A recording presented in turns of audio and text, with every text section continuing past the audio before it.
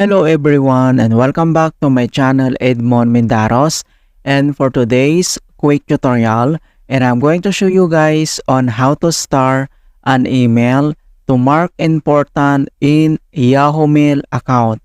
And without further ado, and let's go ahead. So all you have to do is to open up on any web browser like Microsoft Edge, Mozilla Firefox, or Chrome to log in your Yahoo account. And then next step, so kailangan lang natin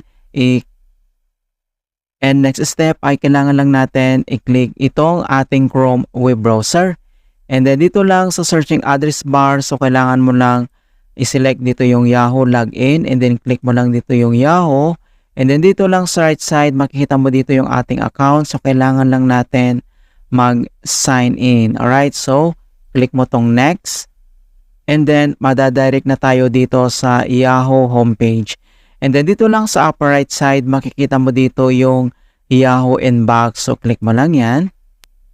And then, madadirect tayo dito sa ating Yahoo Mail inbox. And then, yung mga other emails dito. Okay? So, kung paano ba natin lagyan ng star yung email to mark as important. So, select ka lang dito kung anong email yung gusto mong lagyan ng star.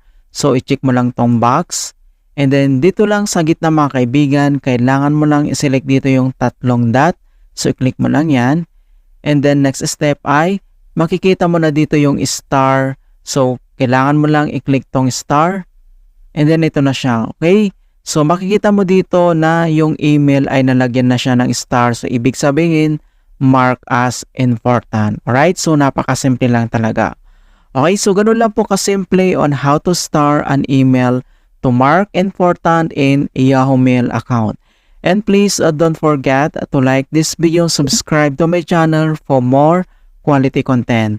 Thank you guys and see you in my next tutorial.